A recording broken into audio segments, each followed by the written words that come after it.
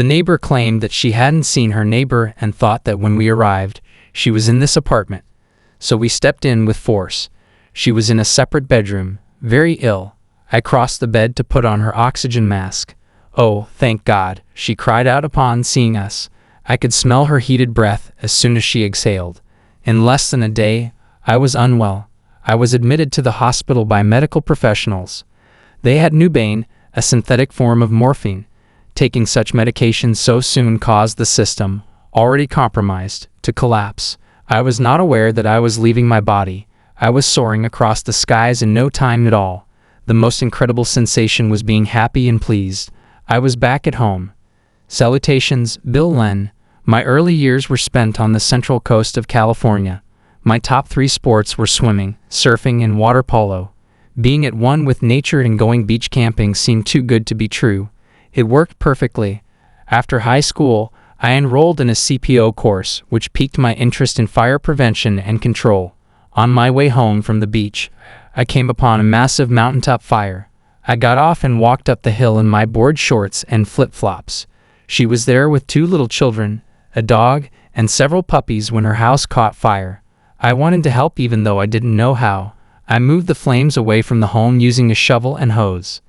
"Hey man, we could use somebody like you." When firefighters arrived, they said, "You ought to look into our hot shot crew. Santa Barbara County Fire is where I work." I was drawn to helping other people. It had significance because you knew you would support someone in need who dialed 911. I could have worked any shift. Social workers, educators, and nurses all concurred that you were meant to help. In 1994, when the Santa Barbara flu pandemic struck, we took calls. The neighbor claimed that she hadn't seen her neighbor and thought that when we arrived, she was in this apartment. With newspapers in hand and the car parked in the driveway, we stormed through the front door. She was in her back bedroom, terribly unwell. I crossed the bed to put on her oxygen mask. She noticed the firefighters as I was putting the mask on her. "Oh, thank God," she cried out upon seeing us. I could smell her heated breath as soon as she exhaled. The medics heard me say, "This is not going to turn out good." What transpired was visible to all. In less than a day, I was unwell. I felt horrible, and my heart was racing. The combination of nausea, vomiting, and fever made it hard to get out of bed. Even though you never give up, something told me to throw in a towel because you're going to fall. I was training for Ironman races and in good shape. That's when I dialed 911. I was admitted to the hospital by medical professionals. When the nurse came, I was drinking 2 or 3 liters of fluid. I replied, "I can go home, I think, and we'll get some antibiotics going or something." She responded, "No, you arrived by ambulance and the doctor hasn't seen you yet. Everyone should accept it," he said. They had Nubain, a synthetic form of morphine. Taking such medication so soon caused the system, already compromised, to collapse. The bells rang and everyone raced inside. The blood pressure was 40 above zero, so they were unable to take a reading, admitted right away to critical care. I became aware that I had departed my body late at night. I flew above the sky and saw stars of every hue and size. I had the impression that a huge inflated balloon was floating inside of me, as though I had been saved from a dark, stuffy closet. It was thrilling, as though honey had been applied to my head and nerves. You emanated happiness and acceptance. At home you were happy, vivacious, and full of energy. It was utter happiness. Additionally, knowledge was being gained. It seems as though the cosmos had pre-programmed all of this knowledge. As you thought about a subject, solutions seemed to flow. I recall microfiche from college. To view the pages, spin it on a screen. It felt like a wave of data coming at you at breakneck speed. The human script held in the sky of time. In that world, anything was conceivable. While flying, I had a very vivid memory. How could I have believed that I was this guy? I mean, when did I think I was Bill? I had a relationship and preference-based personality. Everything vanished. I played this persona, like a character in a video game. We're acting. Everything is in good spirit. The game, in my opinion, is about waking up in this virtual world and coming to terms with love, tolerance, and compassion for who you are. I was flying, and everything was fantastic. I had a great day and felt completely at home. Coming to rest on firm ground was unanticipated.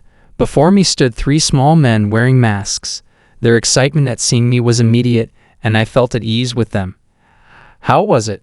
was asked to me at random. Has anyone get a glimpse? What have we discovered? Would you please let us know? They made fun of my uncertainty. Upon hearing one of them say, he doesn't remember us, to the other two, they all laughed. My best friends reminded me of the roller coaster when they inquired how it went after we landed. I was unable to rationally inform them. The other man was tall and ethereal, akin to a vortex or tornado. As he moved forward, his components would break and then reunite. His wide smile conveyed his excitement. His adoration was even more evident. My chest felt like it was about to burst as he got closer. I thought I would break down in tears since I was so in love with you. Their names originated with our forefathers.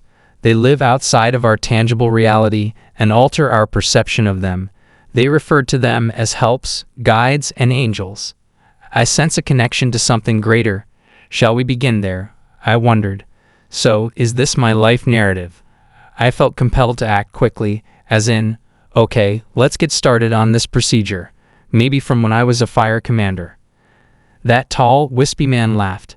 After calming down, he finally agreed, okay, sure, let's do that. This was less of a life analysis and more of a show. It appeared as though the complexity of our predicament was being revealed. No significant regrets existed. I gave various examples of opinions I had second-guessed. Trying absurdly to calm down, he said, all right, that's enough. At that point, come back now. I was astonished by that. Return, I yelled. Who is this person kidding me? No, you have to come back, says. No way, and I let out a cry. Going back is pointless for me. I sensed there was more and was not afraid of where I was going or where I was now. You won't really miss me, I remarked. We'll make it through the few weeks without my parents and wife. These folks are hardy. He said, listen, you're coming back. Attend to your critical responsibilities. The room was starting to fall apart. As everything collapsed, I witnessed his disappearance. I left that intermediate space and descended into the darkness as soon as I started to feel like I was falling. I felt like myself again. I could be startled if my automatic blood pressure cuff were to be squeezed. Every time the pump was activated, my blood pressure went up.